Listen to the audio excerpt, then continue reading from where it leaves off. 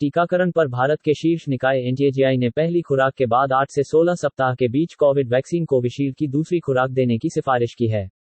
आधिकारिक सूत्रों ने बीते रविवार को यह जानकारी दी।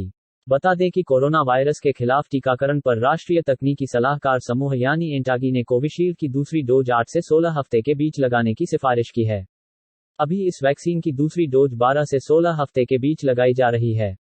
एनटीएजी ने भारत बायोटेक की कोवैक्सीन की 2 डोज के बीच अंतराल में किसी तरह के बदलाव की सिफारिश नहीं की है। कोवैक्सीन की दूसरी डोज 28 दिन बाद लगाई जाती है। कोविशील्ड की 2 डोज में अंतराल की सिफारिश को अभी लागू किया जाना है। उत्तराखंड में मुख्यमंत्री पद के लिए दावेदारों की रेस में कई चेहरे शामिल हैं। केंद्रीय गृह मंत्री अमित शाह के घर पर इस मसले पर अंतिम दौर का विचार विमर्श हुआ। कौन होगा सूबे का सीएम सोमवार को स्पष्ट हो जाएगा। बता दें कि 5 जगह चुनावों के बाद बीजेपी यह तय करने में लगी है कि उत्तराखंड में का अगला मुख्यमंत्री किसको बनाया जाए। बता दें कि इसके बारे में सोमवार को पता चल जाएगा।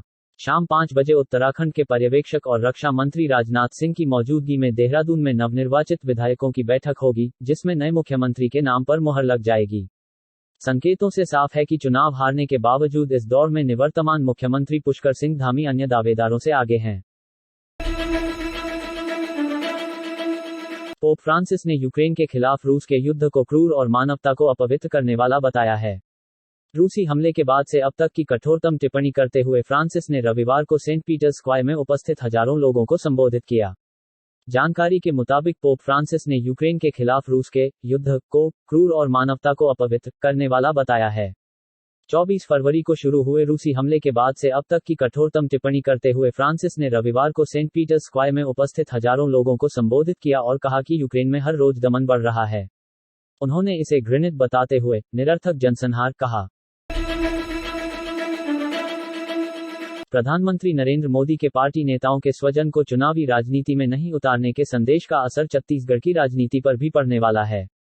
प्रदेश प्रभारी डी पुरंदेश्वरी के बस्तर प्रवास के दौरान हुए कार्यक्रम में इसकी झलक दिखी है। पीएम के इस संदेश से प्रदेश में अपने दम पर राजनीति कर रहे नेता जहां खुश हैं, वहीं बेटा बेटियों को राजनीति में लाने की तैयारी कर रहे नेताओं को झटका लगा है। प्रदेश के कई बड़े नेता अपनी सेहत और उम्र का हवाला देकर स्वजन को राजनीति में उतारना चाह रहे हैं। अब ऐसे नेता पुत्रों की राजनीति पर असमंजस के बादल छा गए हैं। यूक्रेन के राष्ट्रपति वोलोदिमीर जेलेंस्की ने रूस से संबंध रखने वाले 11 राजनीतिक दलों को निलंबित कर दिया है। उन्होंने यह भी कहा है कि देश के खिलाफ राजनीतिक गतिविधियां कभी सफल नहीं होंगी। बता दें, यूक्रेन के राष्ट्रपति वोलोदिमीर जेलेंस्की ने रविवार को रूस से संबंध रखने वाले 11 राजनीतिक दलों की गतिविधियों को निलंबित करने का आदेश दिया है। उन्होंने कहा कि यूक्रेन के तटीय शहर मारिपोल की रूसी सैनिकों द्वारा की गई घेरेबंदी को इतिहास में युद्ध अपराध के रूप में जाना जाएगा।